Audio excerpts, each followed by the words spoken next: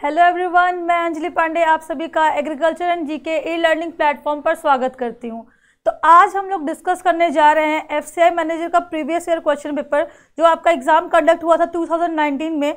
तो उसका हम डिटेल एनालिसिस करेंगे। वीडियो स्टार्ट करने से पहले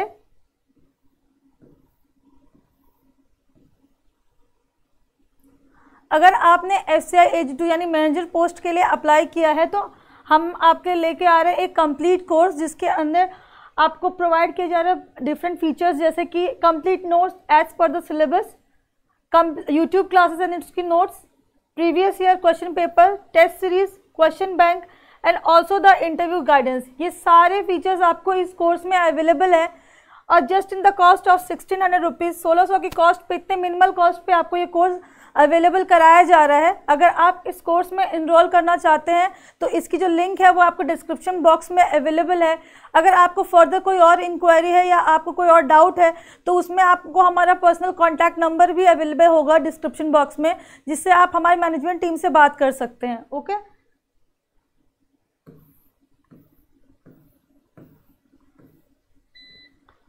अगर आपने एफसीआई AG2 यानी मैनेजर पोस्ट और AG3 दोनों पोस्ट के लिए अप्लाई किया है तो आपके लिए है एक कॉम्बो पैक जिसमें आपको प्रोवाइड कराया जा रहा है study material and question bank, full and test series, YouTube classes and उसकी notes, old question paper and interview guidance. This is also just in the cost of ₹2400। In this minimal cost these all features are provided to you for the both of these courses, so you can enroll in this combo course also. The link is provided in the description box and this is the number where you can contact with us if you have further any query or doubts. Okay,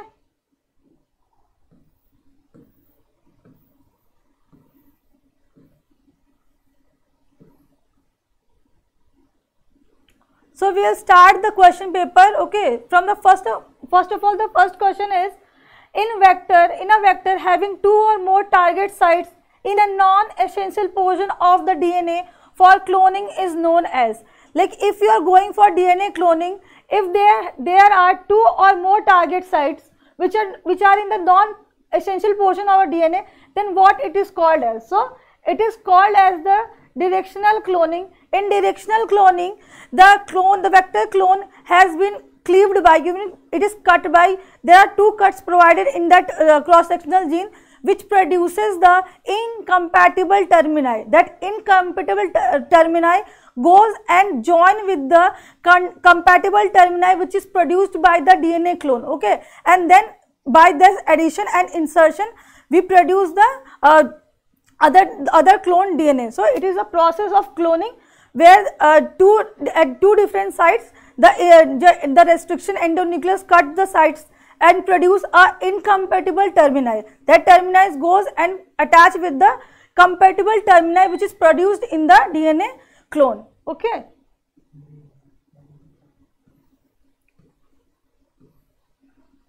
so the next question is the Agricultural Produce Grading and Marketing Act was passed in which year? यानी कि किस साल में आपका grading and marketing agriculture produced act जो है वो पास किया गया था? तो इट वाज पास्ड इन 1937। 1937 में आपका ये एक्ट पास हुआ था। ग्रेडिंग एंड मार्केटिंग एक्ट जो होता है वो आपके जो भी एग्रीकल्चर प्रोड्यूस होते हैं उनकी जो क्वालिटी चेकिंग होती है और उनका जो प्रॉपर पैकेजिंग है, क्वालिटी कंटेंट सही है यानी इसके लिए एक अथॉरिटी है, ठीक है, ग्रेडिंग एंड मार्केटिंग की। तो उसके अंडर ही आपका agriculture produce grading and marketing act था जो कि आपका 1937 में फॉर्म हुआ था या पास किया गया था। ठीक है,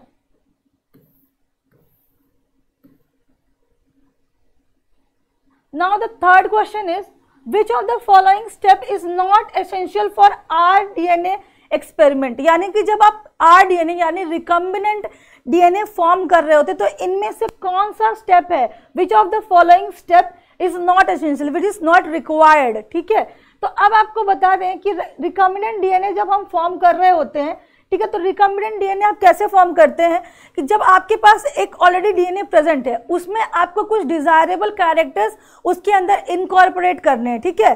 तो उसके लिए वो जो डिजायरेबल कैरेक्टर अगर आपको किसी फंगस में मिलता है या किसी प्लांट में मिलता है तो उसके सेल से आप उसको पहले आइसोलेट करते हैं, ठीक है। जैसे कि अगर प्लांट सेल से आप उसको आइसोलेट कर रहे हैं तो पहले तो उसके सेल वॉल को आपको तोड़ना होगा, ठीक है। और सेल वॉल को तोड़ने के लिए क्या चाहिए होगा, आपको एक एंजाइम की रिक्वायरमेंट है। You require an enzyme for in the cell wall of plants cellulose is present, cellulose से बनी होती है प्लांट के cell wall. So cellulase enzyme which breaks down the cell wall of plant, ठीक है। From that part you will isolate the DNA which is your which has your desirable character, okay। From that desirable character when you extract out the strand of DNA, the whole strand is not required। जो पूरा का पूरा strand आप extract करते हैं, the whole strand is not required for us। उसके कुछ specific codons ही, जिसको हम exons कहते हैं, जो expressing codons होते हैं आपके DNA fragments के अंदर, वही हमें required होते हैं, ठीक है। तो जो हमारा required जो codon है या जो required जो sequence है उसको हम isolate कर लेंगे उस क्या बोलते हैं वेक्टर के जो DNA है उसमें से, ठीक है। तो वो कैसे, वो जेल इलेक्ट्रोफोरेसिस के थ्रू हो जाएगा, ठीक है। और देखिए जो आपका ये जो आप कोडोन जो आपका रिक्वायर्ड है वो कैसे आप निकालेंगे, तो वो जो आपके पास जेनेटिक सीजर्स होती है, यानी कि जो आपका रेस्ट्रिक्शन एंडोन्यूक्लियस होता है उसके थ्रू आप वो सीक्वेंस को कट डाउन करते हैं, ठीक है। वही आपके जो रेस्ट्रिक्शन एंडोन्यूक्लियस है वो आपके उस जो आपने जहाँ से सेल से या प्लांट से या फंगस से जो भी वो स्ट्रैंड निकाला है वहाँ से वो आपका जो डिजायरेबल कोडोन है उसको कट करके बाहर निकाल देगा। तो आपके पास एक आ जाता है आपका डिजायरेबल स्ट्रैंड, ठीक है। अब वो डिजायरेबल स्ट्रैंड जो है वो आपने जेल इलेक्ट्रोफोरेसिस से आपने उस डीएनए फ्रैगमेंट से निकाल लिया, ठीक है। अब आप क्या करेंगे, अब आप उस स्ट्रैंड को अपने जो आपका वेक्टर डीएनए जिसके अंदर आपको चेंज लाना है, यानी जिस डीएनए को आपको रिकम्बिनेंट डीएनए बनाना है उसके अंदर आप अटैच करेंगे, ठीक है। और अटैच करने के बाद उसमें जो क्लोनिंग की प्रोसेस है वो शुरू होती है, यानी कि अब उसके अंदर और फ्रेगमेंटेशन होगा क्योंकि आपको बहुत सारे उसके लेयर्स फॉर्म करने हैं, ठीक है। तो उसके अंदर देखिए आपके कौन कौन से स्टेप हो जाते हैं।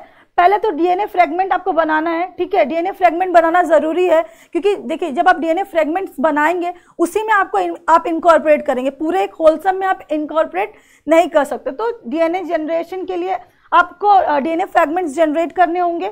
Then cutting and joining of DNA, आपको जो वेक्टर डीएनए से आपने डीएनए लिया है उसको आप रेस्ट्रिक्शन एंडोन्यूक्लियस से कट करेंगे आपका डिजायरेबल स्ट्रैंड, और फिर उसको ज्वाइन करेंगे किस में, जिस डीएनए के अंदर आपको चेंजेस लाने हैं, यानी जिसके अंदर आपको मॉडिफिकेशन करना है उसके अंदर आप ज्वाइन करेंगे through what, through the restriction endonuclease, okay. Now selection of the recombinants.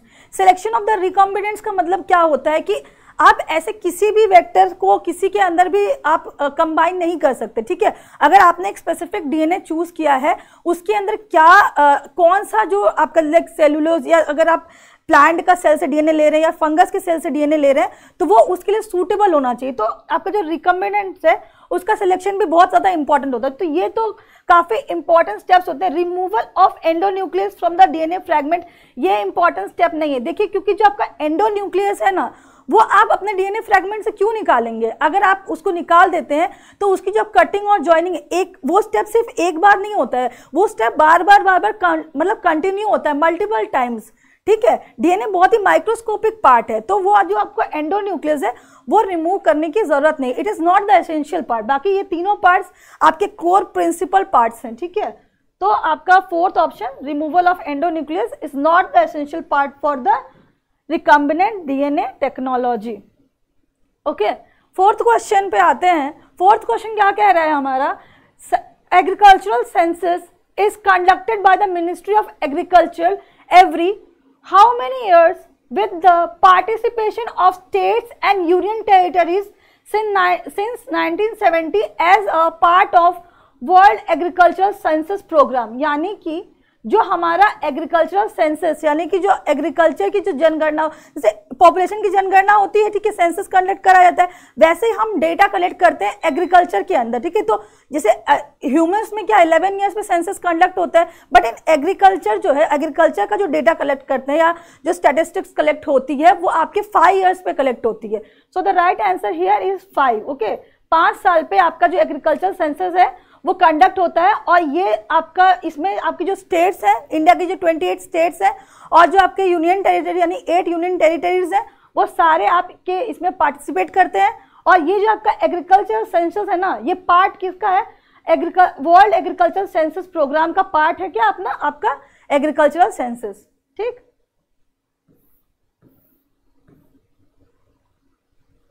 Next we will talk about the Pradhan Mantri Krishi Sinchai Yojana. It has been formulated in the vision of, ठीक है।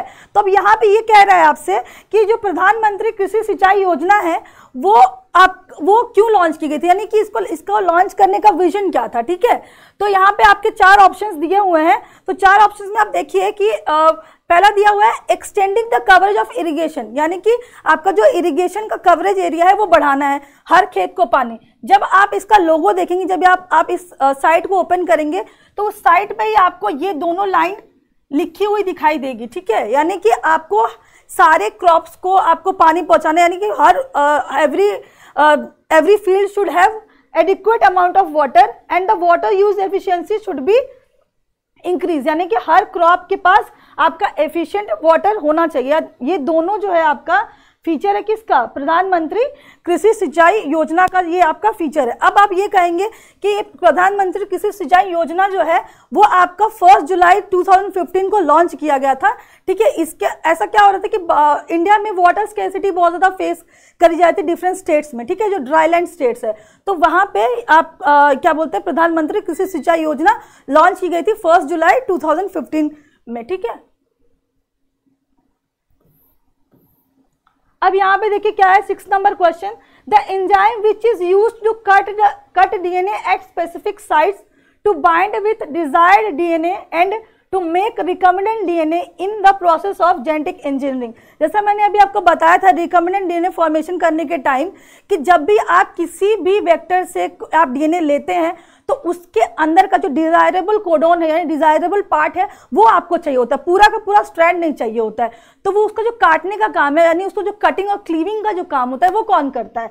तो वो करता है आपका रेस्ट्रिक्शन एंडोन्यूक्लियस। तो और यही है रेस्ट्रिक्शन एंडोन्यूक्लियस को आपको डीएनए फ्रैगमेंट से निकालने की जरूरत नहीं होती, क्योंकि फर्दर जब आपको इस सेम काम करना होगा ये जोड़ने और काटने दोनों का काम करता है, ठीक है। तो मेजर पर्पस है कि आप काटे, ठीक है, क्योंकि कंबाइन तो वो आपस के इंटरैक्टिव फोर्सेस से भी हो जाता है।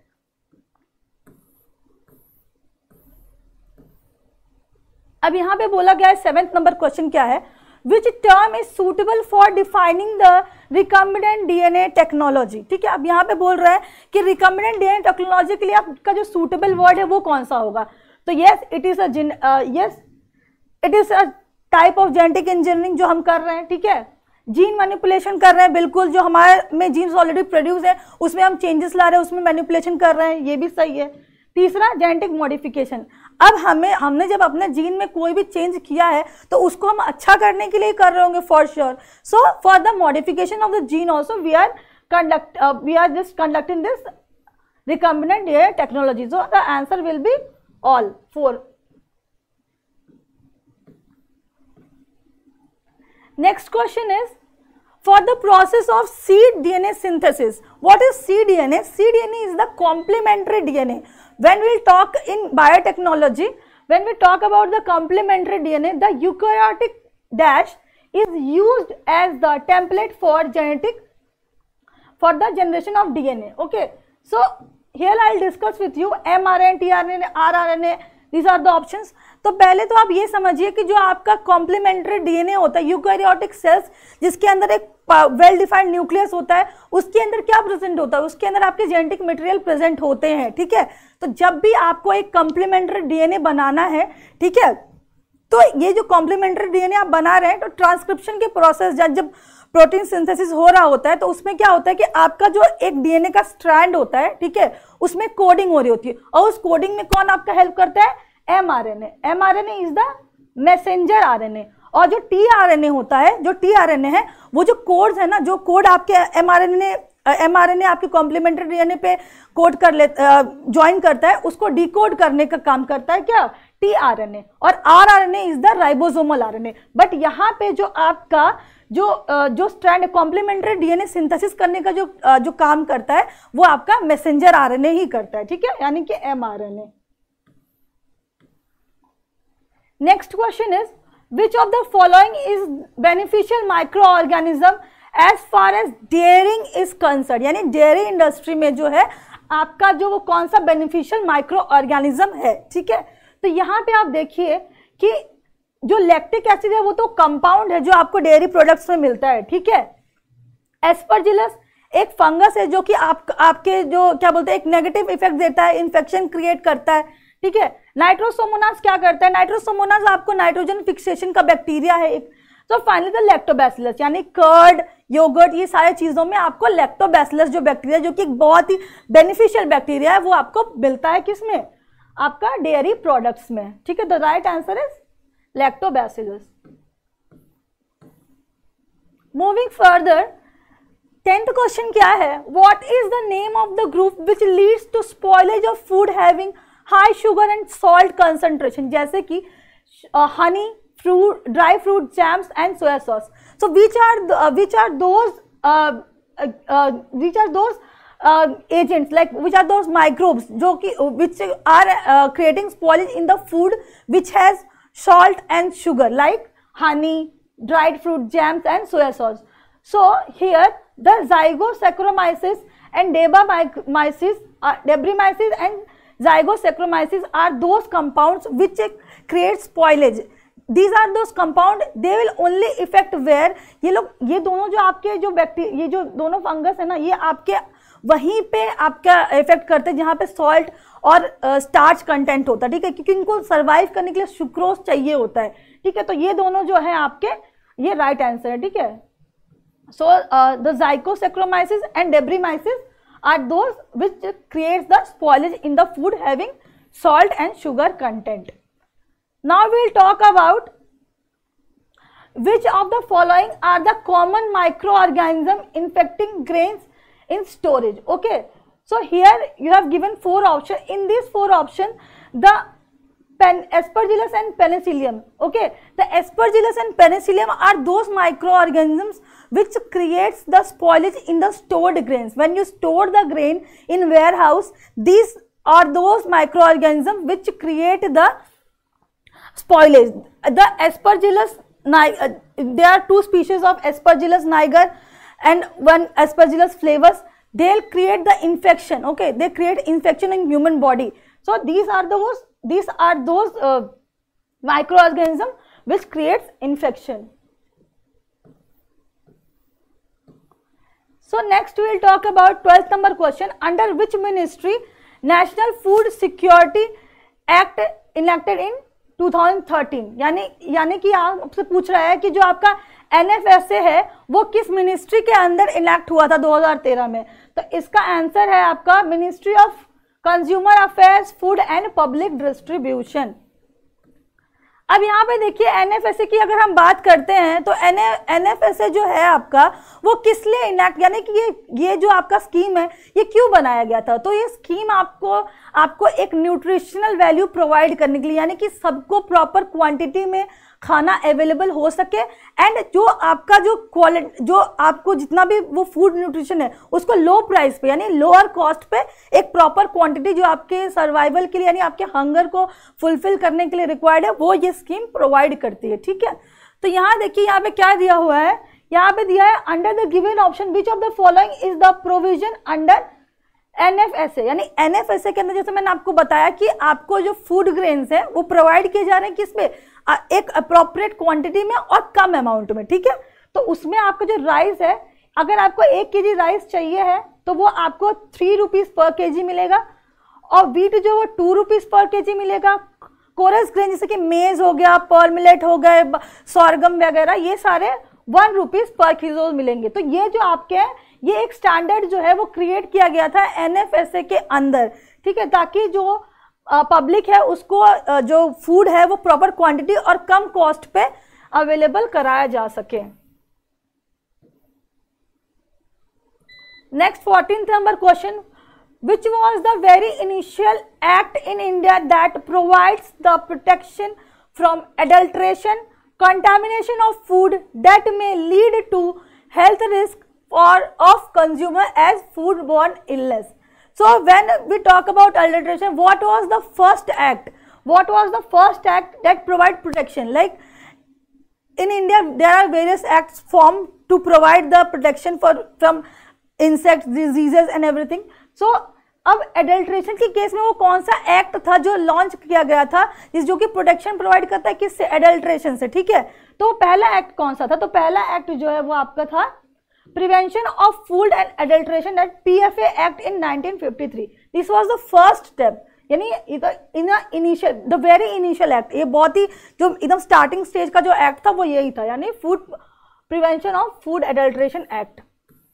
Next will talk about in any dispute an adulterated sample needs to be examined by the court.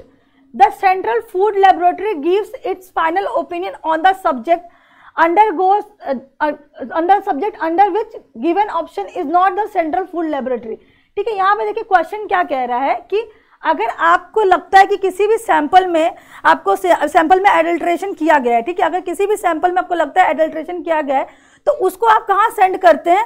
आप इसको सेंड करते हैं सेंट्रल फूड लेबोरेटरी में, ठीक है। वहाँ वो उसको चेक करता है और चेक करके वो बताता है कि भाई इसके अंदर आपका जो एडल्ट्रेशन हुआ है या नहीं हुआ है, ठीक है। तो ऐसे हमारे जो 5 सेंट्रल लेबोरेटरीज हैं, 5 सेंट्रल लेबोरेटरीज में से देखिए एक यहाँ पे दिया हुआ है गाजियाबाद, कोलकाता, एक मैसूर, एक आपका फरीदाबाद में है, मुंबई में है, बट दिल्ली में कोई भी सेंट्रल फूड लेबोरेटरी नहीं है, ठीक है। दिल्ली में कोई भी सेंट्रल फूड लेबोरेटरी नहीं है, तो first option will be Delhi will be the right answer, that it is not the central food laboratory, ठीक है। अब यहां दिया हुआ है कि which one of the following is not the suitable example for adulterated food, यानी कि the options given below from this, which of the category is not considered as the adulterated food? Okay, so I'll read this. Milk not conforming to the standards as adulterated, which standard required fat and solid content is 14. यानी कि आपकी जो milk में जो आपका total जो standard fix किया गया आपका फैट्स और सॉलिड्स को मिला के वो 14% होना चाहिए कम से कम। लेकिन एडल्ट्रेटेड मिल्क में क्या हुआ कि एडल्ट्रेटेड मिल्क में फैट्स और सॉलिड जो कि 5.7 और 7.25 इन दोनों को मिला के ये 13% ही होता है, यानी कि जो आपका मिनिमम स्टैंडर्ड फिक्स किया गया है जो कि है 14%, ये उससे भी कम है, तो ये एडल्ट्रेटेड कहलाएगा, यानी कि ये एडल्ट्रेटेड की कैटेगरी में आएगा और इसको हम अप्रूव नहीं कर सकते किसके लिए? आगे प्रोसीड करने के लिए, ठीक है। अगर आपके किसी भी प्रोडक्ट के अंदर excess amount of fat present है, ठीक है, अगर आप किसी भी फूड प्रोडक्ट में आपका excess amount of fat present है तो वो कहीं ना कहीं ह्यूमन में जाके एक टॉक्सिसिटी क्रिएट करेगा, तो ये भी आपके एडल्ट्रेटेड कैटेगरी में आएगा। Sale of mixing linseed and rapeseed oil, rapeseed oil में अगर आप लिंसीड ऑयल को मिक्स करते हैं तो ये कहीं ना कहीं दोनों के जो अंदर के कंपोनेंट्स है या कंपाउंड्स है, इसके अंदर कुछ ऐसे कंपाउंड्स होंगे जो आगे चल के टॉक्सिसिटी क्रिएट कर सकते हैं, ठीक है, तो ये भी एडल्ट्रेटेड कैटेगरी में आएगा। But the last option flour milk kept in डब्बा for preparation of chapati for sale, यानी कि अगर आप किसी भी जगह पे किसी भी फूड आइटम को कहीं भी स्टोर करते हैं उससे एडल्ट्रेशन नहीं होता है। अगर आप किसी के कॉम्पोजिशन में किसी भी फूड प्रोडक्ट के कॉम्पोजिशन में कुछ मिला के उसको उसमें परिवर्तन लाते हैं, उसमें चेंजेस लाते हैं, तो वो एडल्ट्रेशन की कैटेगरी में आएगा। इसलिए fourth option is the will not considered as adulterated.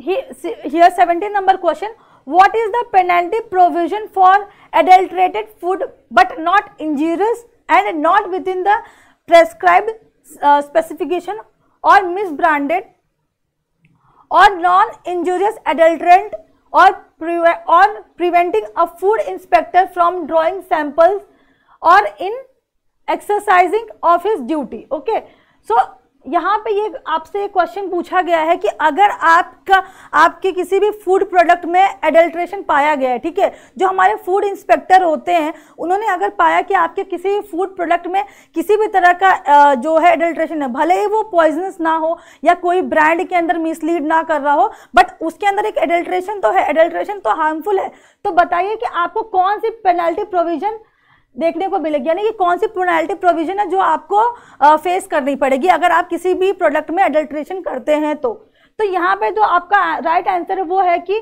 Minimum imprisonment of 6 months extending to 3 years and fine not less than 1000 rupees. मतलब कि कम से कम आपको 6 महीने से लेके 3 साल तक की जेल हो सकती है, यानी 6 महीने की जेल तो फिक्स है और वो एक्सटेंड होकर 3 साल तक जा सकती है, और आपको 1000 तक का फाइन भी जमा करना पड़ेगा उसके साथ। तो ये आपका जो पेनल्टी प्रोविजन है वो आपको दिया जाता है अगर आप एडल्ट्रेशन के केस, आपके पास एडल्ट्रेशन का केस पाया जाता है तो। अब यहाँ पे हम बात करते हैं under which ministry the government of India, under which ministry government of India is the administrative ministry for the implementation of FSSAI. Okay, so in FSSAI the food safety and security authority of India जो कि FSSAI है, ठीक है, इसमें क्या है, ये कौन से मिनिस्ट्री के अंदर आता है, ठीक है, जो आपका FSSAI है वो कौन से मिनिस्ट्री के अंदर आता है, तो this comes under the ministry of Health and Family Welfare. It comes under the Ministry of Health and Family Welfare. Next, 19 number question. In the long form of periodic table, elements are arranged in the increasing order of. When we will talk about the periodic table, ठीक है, तो अब periodic table में आप ये देखेंगे कि जो एलिमेंट्स है, जितने भी एलिमेंट्स हमारे हैं उसको हम अरेंज करते हैं, ठीक है, तो उसको हम क्या बोलते हैं, किस तरीके से अरेंज किया होता है, ठीक है, किसके बेस पे अरेंज किया होता है, किसके बेस पे अरेंज किया होता है, वो आपके एटॉमिक नंबर के बेस पे अरेंज किया हुआ होता है, ठीक है, वो आपके एटॉमिक नंबर के बेस पे अरेंज किया हुआ होता है। एटॉमिक नंबर क्या होता है, number of protons,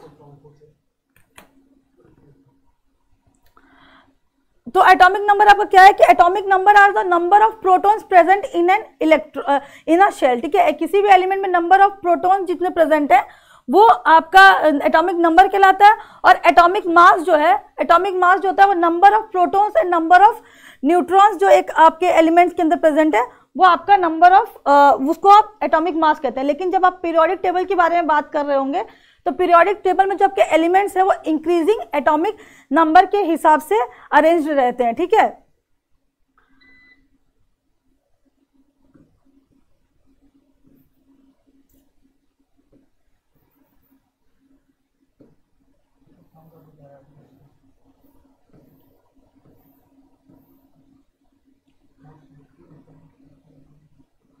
So I'll correct the FSSAI full form which I have told.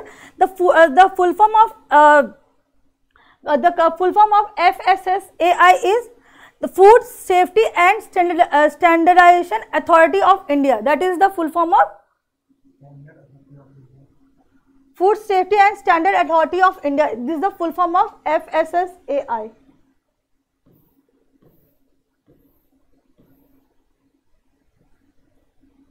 Number question, which of the following is not a merit of Mendeleev's periodic table. यानी कि यहाँ पे बोला जा रहा है कि मेंडलीव पीरियोडिक टेबल का कौन सा आपका मेरिट नहीं, मतलब ये कौन से फीचर है जो आपको मेंडलीव पीरियोडिक टेबल में नहीं मिलेंगे, ठीक है। जब आपकी पीरियोडिक टेबल जनरेट हो रही थी तो बहुत सारे पीरियोडिक टेबल फॉर्म हुए थे डिफरेंट बेसिस पे, ठीक है। फिर फाइनली आपका मॉडर्न पीरियोडिक टेबल जो आप अभी पढ़ रहे हैं जिसके बेस पे आप सारे एलिमेंट्स की स्टडी करते हैं वो आपको देखने को मिला, ठीक है। तो मेंडलीव की जो पीरियोडिक टेबल थी उसके अंदर आपको आइसोटोप्स के लिए कोई अलग से जगह दी नहीं हुई थी, ठीक है। आइसोटोप्स के लिए कोई जगह नहीं थी। अब आइसोटोप्स क्या होते हैं, वो एलिमेंट्स जिसके एटॉमिक नंबर तो सेम है लेकिन एटॉमिक मास डिफरेंट है, ठीक है, तो वो आपके क्या हो जाते हैं, आइसोटोप हो जाते हैं, ठीक है। अब इसके और आइसोबार्स क्या होते हैं, आइसोबार वो होते हैं, जैसे ये आइसोटोप होगा और आइसोबार क्या होगा, isobar are the elements which have the same atomic mass, ठीक है। सेम एटॉमिक मास के डिफरेंट जो आपके एलिमेंट्स होंगे उसको आप आइसोबार कहेंगे, ठीक है। तो आपके मेंडलीव पीरियोडिक टेबल में आइसोटोप के लिए कोई सेपरेट जगह नहीं थी, यही इसका डिमेरिट है, ठीक है। अब अगली हम बात करते हैं, which of the following molecules content no pi bond. Pi bond जो होता है केमिकल बॉन्ड है, कोवलेंट बॉन्ड है जो आपको बाकी सारे, कोवलेंट का मतलब क्या होता है कि दोनों मॉलिक्यूल्स आपस में जो इलेक्ट्रॉन्स है वो शेयर कर रहे होते हैं, ठीक है। तो यहां देखिए आपके पास जो H2O है, H2O में आपका जो पीआई बॉन्ड यानी कोवलेंट बॉन्ड नहीं प्रोड्यूस होता है। हाइड्रोजन जो है वो आपका एक अपना इलेक्ट्रॉन शेयर करता है ऑक्सीजन के साथ, ठीक है, दो हाइड्रोजन अपने एक एक इलेक्ट्रॉन्स आपके ऑक्सीजन का शेयर कर रहे होते हैं, तो यहाँ पे कोई कोवलेंट बॉन्ड नहीं होता है, ठीक है, यहाँ पे कोई कोवलेंट बॉन्ड या पीआई बॉन्ड फॉर्मेशन नहीं होता है। Next question, which among the following is not a base, यानी कि इसमें से क्या बेस नहीं है, ठीक है। NH4OH जो कि है आपका ammonium hydroxide, C2H5OH that is ethanol, ठीक है, NaOH या सोडियम हाइड्रोक्साइड या KOH या पोटेशियम हाइड्रोक्साइड। अब इसके अंदर कौन सा आपका बेस नहीं है, तो बेस वो होता है जो कि टूटने पे या हाइड्रोलाइसिस पे आपका OH आयन देता हो, तो ठीक है, तो बाकी सारे आपके OH आयन देते हैं, बट इथेनॉल का अगर आप बात करेंगे तो इथेनॉल आपका OH आयन नहीं देता, it is not considered under base, तो ये बेस के अंडर कंसिडर नहीं होता है। Next 23rd number question, the poorest conductor of heat among the metal is, ये सारे मेटल्स आपके दिए हुए हैं, इसके अंदर जो पुअरेस्ट कंडक्टर ऑफ हीट है यानी जो कम हीट को एब्जॉर्ब और ट्रांसलोकेट करता है, तो वो क्या होगा, वो लेड होगा। The right answer is lead.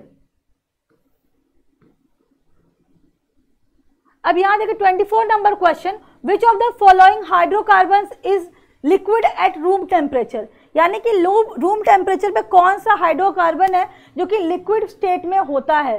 So pentane जो होता है हमारा, जो कि 5 कार्बन हाइड्रोकार्बन है, ठीक है, तो वो आपका लिक्विड फॉर्म में रहता है रूम टेम्परेचर के अंदर।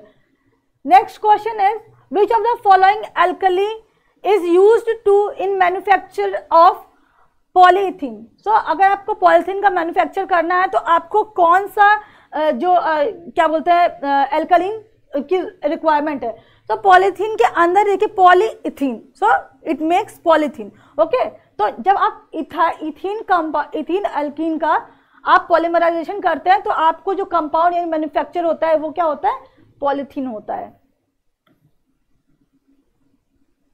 अब मॉडर्न पीरियोडिक टेबल में जो हमारा पीरियड है, हाँ, वो क्या इंडिकेट करता है, देखिए हमारे जो मॉडर्न पीरियोडिक टेबल है वो हॉरिजॉन्टल एक्सिस में भी है और वर्टिकल एक्सिस में भी है, ठीक है। वर्टिकल एक्सिस में क्या जो होता है, जो डिवाइड होता है उसको क्या कहते हैं, उसको हम ग्रुप कहते हैं, और जो हॉरिजॉन्टल एक्सिस में डिवाइड होता है उसको हम कहते हैं पीरियड, ठीक है। तो पीरियड कैसे डिवाइड होता है, वो साइज ऑफ द सेल जो होता है, नंबर ऑफ सेल्स जितने एक एलिमेंट पे ऐड होते हैं वो उसका साइज डिसाइड करता है, ठीक है। तो उसके अलोंग ही आपका जो है पीरियड आपका डिस्ट्रीब्यूटेड होता है, ठीक है। अब वो जो पीरियड डिस्ट्रीब्यूटेड है वो किसके बेस पे है, तो आपका आता है देखिए एक N, L, M, N, ये क्वांटम नंबर होते हैं, क्वांटम नंबर जैसे N, L, M और S, ठीक है। तो जो N होता है वो आपका प्रिंसिपल क्वांटम नंबर शो करता है, L जो है वो आपका एजिमुथल क्वांटम नंबर शो करता है, ठीक है। M जो है वो मैग्नेटिक क्वांटम नंबर और S जो है वो स्पिन क्वांटम नंबर शो करता है, ठीक है। ये केमिस्ट्री का पार्ट है, ठीक है। तो जो आपका जो पीरियड है ना वो आपके ना तो एटॉमिक नंबर के बेस पे होता है, ना एजिमुथल क्वांटम नंबर के बेस पे होता है, ना मास नंबर पे यानी कि एटॉमिक मास के बेस पे होता है, वो होता है आपके प्रिंसिपल क्वांटम नंबर के बेस पे, ठीक है।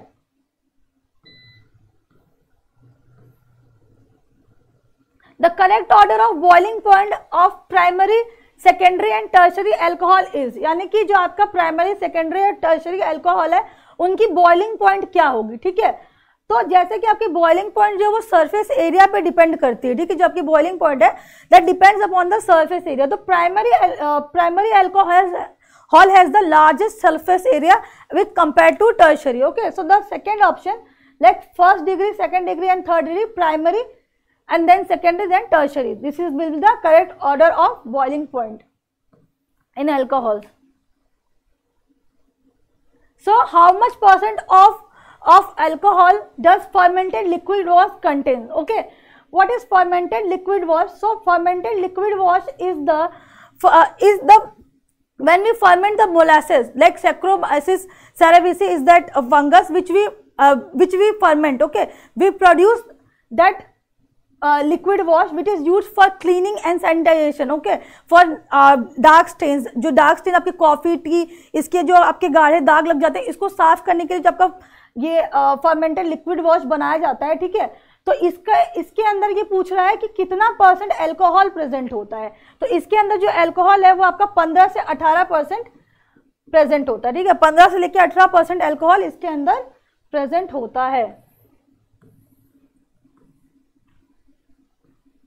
The addition of one or more genes into our DNA sequence is known as, यानी कि एक जीन के अंदर एक से ज्यादा अगर आप जीन्स को इंसर्ट करते हैं तो उसको हम क्या कहते हैं, ठीक है। जब भी हमें अपने जीन में कोई भी मैनिपुलेशन करनी होती है तो हम उसके अंदर कुछ भी कोई फॉरेन जीन जो हमारे डिजायर कैरेक्टर शो करता है उसको हम इंसर्ट करते हैं। तो जब किसी भी जीन को आप किसी भी डीएनए में ऐड करेंगे तो उसको हम क्या कहेंगे, उसको कहेंगे हम gene insertion.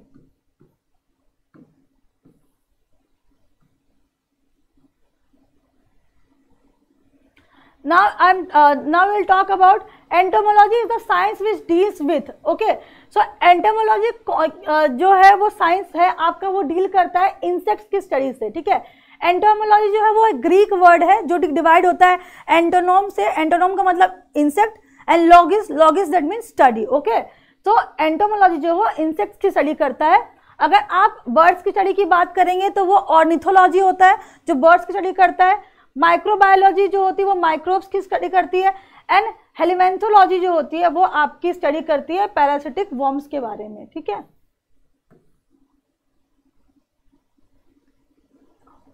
Which of the following microbe is responsible for citric acid formation, यानी कि इसमें से कौन सा माइक्रोब है जो आपका सिट्रिक एसिड फॉर्मेशन में हेल्प करता है। तो एस्परजिलस वो माइक्रोब है जो आपके सिट्रिक एसिड फॉर्मेशन में हेल्प करता है।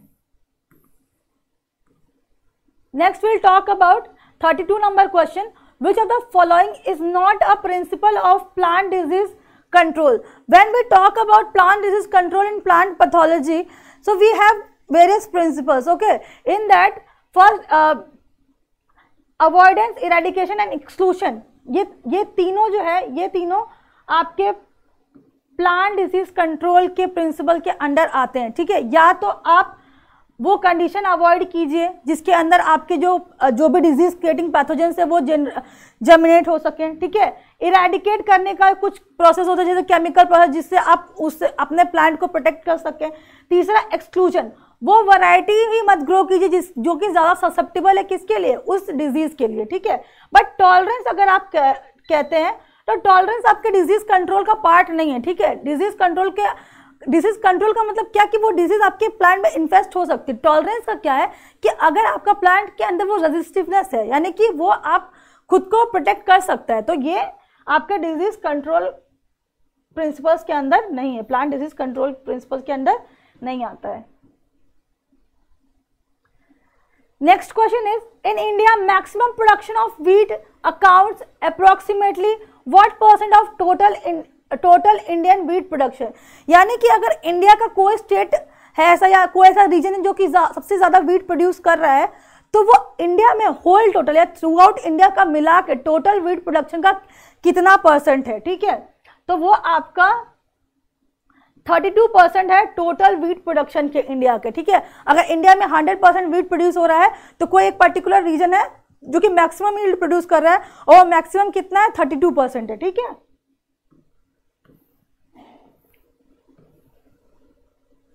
Next is keratin.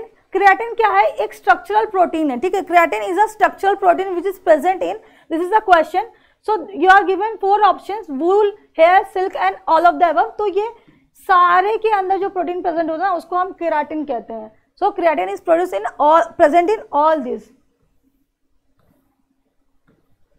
Next question is, maximum amount of food grains is produce in which state, okay. So यहाँ पे बोला जा रहा है कि ये फॉलोइंग ऑप्शंस में सबसे ज्यादा फूड ग्रेन्स, जितने भी फूड ग्रेन्स हैं हमारे वो सबसे ज्यादा कहाँ प्रोड्यूस होते हैं, ठीक है। तो ये देखिए कि उत्तर प्रदेश जो है ना वो मैक्सिमम सीड ग्रेन्स यानी कि राइस, व्हीट, मेज, अदर फॉडर या फिर जो कोरस ग्रेन्स है वो सबसे ज्यादा आपके इंडिया यूपी में प्रोड्यूस होते हैं।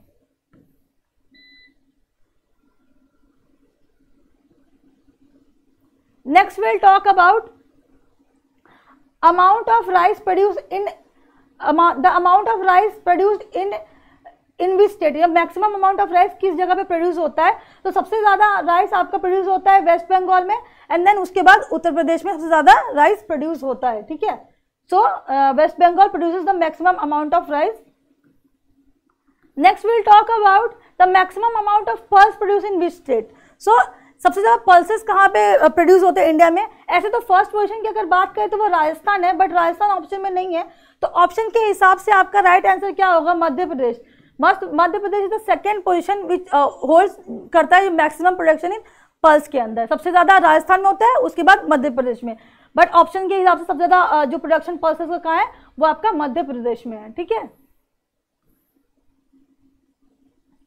सो maximum amount of oil seed production is in which state. So सबसे ज्यादा आपका ऑयल सीड प्रोडक्शन जो है वो मध्य प्रदेश के अंदर है। First position Madhya Pradesh hold करता है ऑयल सीड प्रोडक्शन में, एंड सेकंड पोजीशन आपका होल्ड करता है पल्स प्रोडक्शन में, ठीक है। Next, rabi crops are grown in which season. So rabi crops किस सीजन में ग्रो होते हैं, तो विंटर सीजन में आपके रबी क्रॉप्स ग्रो होते हैं, ठीक है। रबी क्रॉप्स में जैसे आपके वीट वो रबी क्रॉप में आता है, मस्टर्ड, ग्राम, ये सारे आपके रबी क्रॉप्स के अंदर आते हैं। अब समर में क्या होता है, समर में जो क्रॉप्स ग्रो होते हैं उसको हम क्या कहते हैं, उसको हम खरीफ क्रॉप बोल रहे होते हैं, जैसे राइस, हाँ राइस, शुगर केन, ये सब आपके खरीफ क्रॉप में आ रहे होते हैं। रेनी सीजन में जो आपके क्रॉप हो रहा है, जो इंटरमीडिएट सीजन होता है वो ज़ैद सीजन होता है, ठीक है। उसमें आपका देखिए उस मेज वगैरह आपको आप ज़ैद सीजन में कंसिडर कर सकते हैं। Jute is an example of. So jute किस टाइप का क्रॉप है, अगर आप कोई फार्मर अगर जूट ग्रो कर रहा है तो वो कौन से टाइप का क्रॉप ग्रो कर रहा है, तो jute is a fibre crop.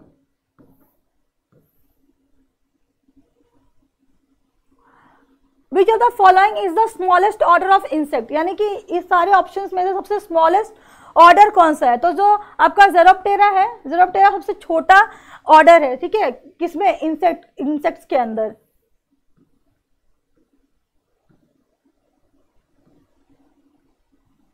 Next we will talk about the 42nd number question, that herbicides that are applied and mixed into the soil before crop planting are called as what।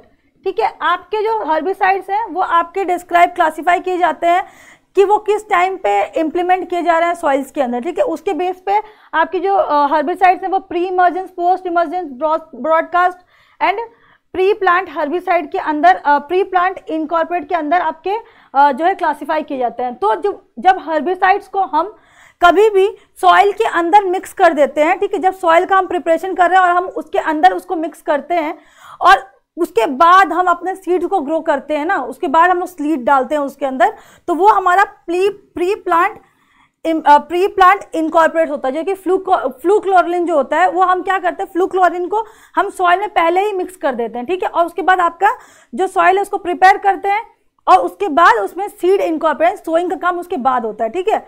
और जो आपके pre emergence होते हैं, जब आपने seed plant अपना जो field है उस प्रिपेयर कर लिया है, आपने उसके अंदर सोइंग कर दी है, अब सोइंग के बाद उसके लिए जो आपके प्लांट है उसके लिए कंपटीशन आपके वीड्स ना क्रिएट करें, उससे बचाने के लिए आप जो हर्बिसाइड्स डालते हैं उसको हम कहते हैं प्री इमर्जेंस। और पोस्ट इमर्जेंस हर्बिसाइड्स वो होते हैं जैसे कि 2,4-D, ठीक है। तो जब 2,4-D वगैरह होता है तो एलाक्लोर, ये सारे आप तब डालते हैं जब आपके वीड्स ग्रो हो गए, यानी आपके प्लांट तो ग्रो हो रहा है, उसके साथ साथ में कोई अगर खरपतवार आपके प्लांट आपके फील्ड में या कोई हर्बिसाइड आपके वीड्स फील्ड में ग्रो करती है तो आप पोस्ट इमर्जेंस हर्बिसाइड्स डालते हैं।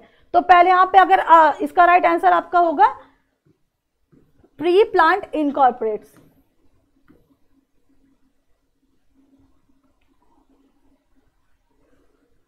नेक्स्ट क्वेश्चन 43 नंबर क्वेश्चन क्या है, the largest family in terms of order Coleoptera. अगर कोलेप्टेरा ऑर्डर की बात करते तो उसके अंदर कौन सी फैमिली है जो सबसे सबसे लार्जेस्ट फैमिली है, तो कुर्कुल्यूनिडी जो आपकी फैमिली है, जो कुर्कुल्यूनिडी फैमिली है वो सबसे बड़ी फैमिली है किसके, ऑर्डर कोलेप्टेरा के अंदर। और क्राइसोमेलिडी और कैरेबिडी ये दोनों फैमिली भी आपकी कोलेप्टेरा के अंडर ही आती है, लेकिन ये वाली फैमिली जो है वो आपकी सबसे लार्जेस्ट फैमिली है। और नॉक्टुनिडी जो है वो आपकी लेपिडोप्टेरा के अंदर आती है, ठीक है। ये वाली फैमिली जो है वो आपके ऑर्डर लेपिडोप्टेरा के अंडर आती है।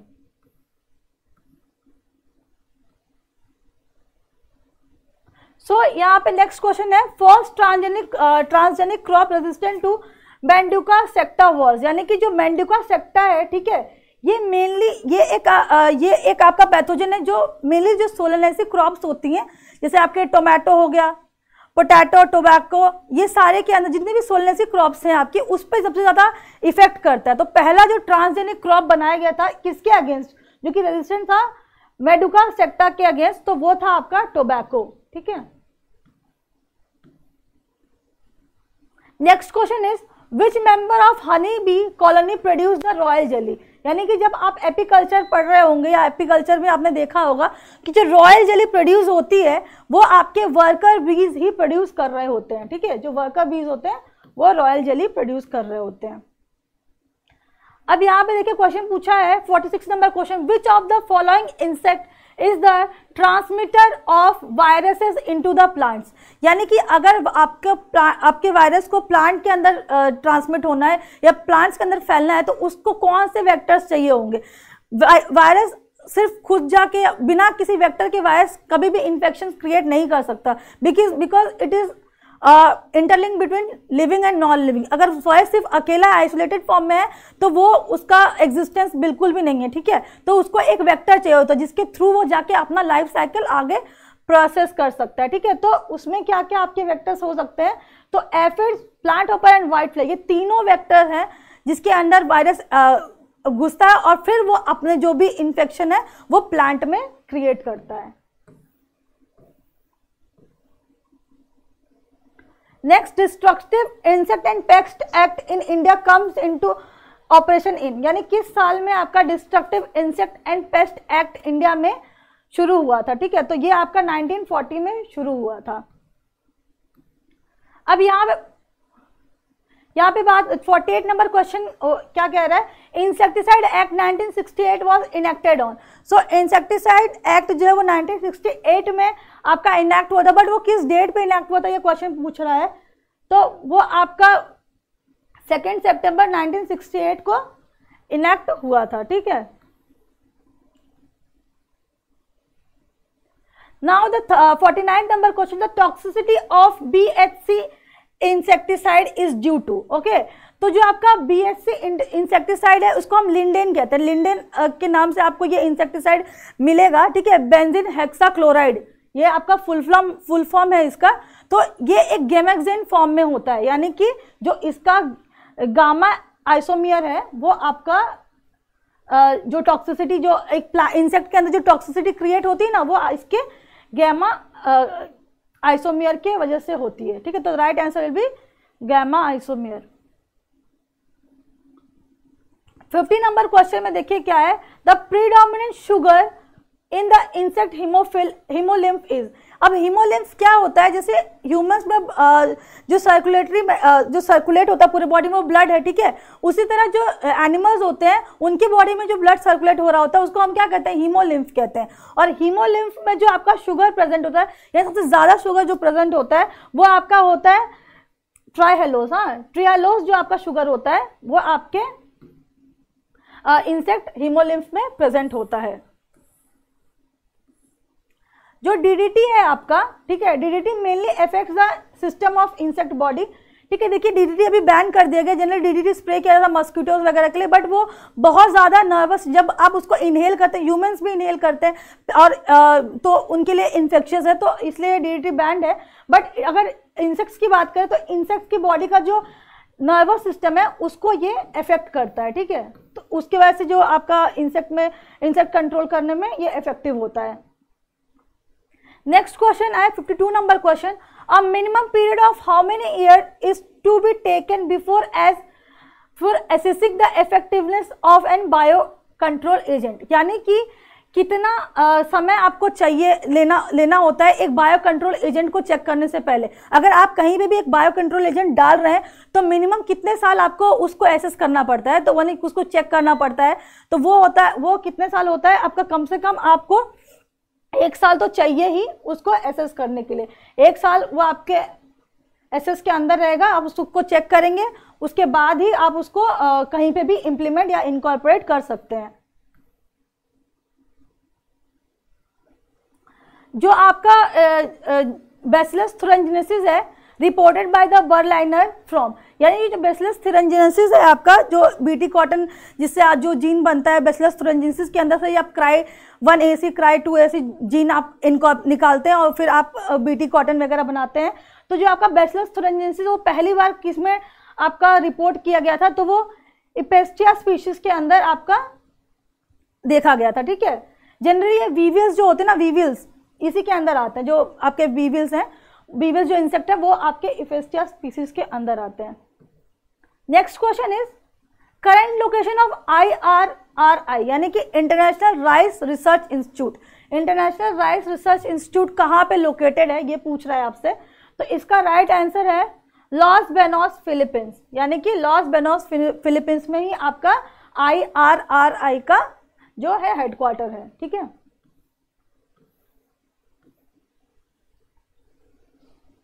55th नंबर क्वेश्चन क्या कह रहा है, यहाँ देखिए 55th नंबर क्वेश्चन में है wheat variety HD 3298, DBW 303 and DDW 48R। तो ये किस टाइप की वीट वैरायटी है, तो ये आपकी iron and protein rich varieties है, यानी वो वीट जिसके अंदर आपको आयरन और प्रोटीन के कंटेंट अच्छे मिलेंगे, ये वो वैरायटीज है, उनके एग्जाम्पल्स हैं ये। ठीक है, 56 नंबर क्वेश्चन देखिए क्या कह रहा है, CR धान 315 variety of rice is rich in. ठीक है, जो CR धान 315 है वो राइस की वैरायटी किसमें उसके अंदर सबसे ज़्यादा क्या प्रेजेंट होता है। ठीक है, तो उसके अंदर सबसे ज़्यादा आपको जिंक की मात्रा देखने को मिलेगी, यानी जिंक जो न्यूट्रिएंट है वो सबसे ज़्यादा आपको देखने को मिलेगा। फूड एंड एग्रीकल्चरल ऑर्गेनाइजेशन जो FAO होता है with its headquarter in Rome founded in which year. ठीक है, तो जो आपका FAO वो आपका 1945 में फॉर्म हुआ था। ठीक है, और FAO का मोटिव होता है कि ये थ्रू आउट द वर्ल्ड जो हंगर है उसको इसका जो मतलब कि सबके पास एक ब्रेड हो, इसका जो मेन मोटिव है कि सबके पास खाने के लिए उनका जितना रिक्वायर्ड फूड हो वो अवेलेबल हो, ये FAO एश्योर करता है। ठीक है, तो ये आपका 1945 में बना था।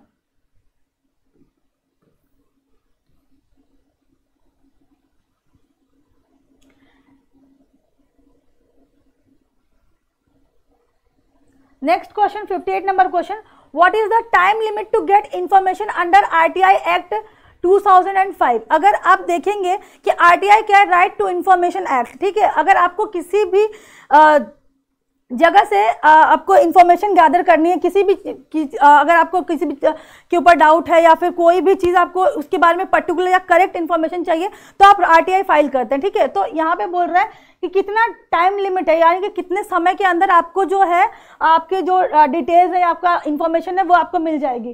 तो वो आपको 30 दिन कम से कम, जो PIOs होते हैं, जो प्रोफेशनल इंफॉर्मेशन ऑफिसर्स होते हैं, वो कम से कम 30 दिन लेते हैं आपको उसके बारे में डिटेल्स इंफॉर्मेशन देने के लिए। 30 दिन तो आपका मैक्सिमम लिमिट है। ठीक है, वहीं अगर आप बात करते हैं कि 59 नंबर क्वेश्चन की क्या पूछ रहा है कि what is the time limit to get the information concerning the life and liberty of a person under the RTI Act। ठीक है, अगर आप जनरल इंफॉर्मेशन की बात करते तो PIO आपका 30 दिन लेता है कम से कम, लेकिन अगर बात आपके लाइफ एंड लिबर्टी की आ जाती है, अगर कुछ आपको ऐसा इंफॉर्मेशन चाहिए जो कि कंसर्न किससे, आपके लाइफ एंड लिबर्टी से, तो वो आपको सिर्फ 48 आवर्स में, क्योंकि ये स्पेशल केस है। ठीक है, इस स्पेशल केस में 48 आवर्स में आपको एडिक्वेट एकदम correct information RTI act provide करता है। ठीक है,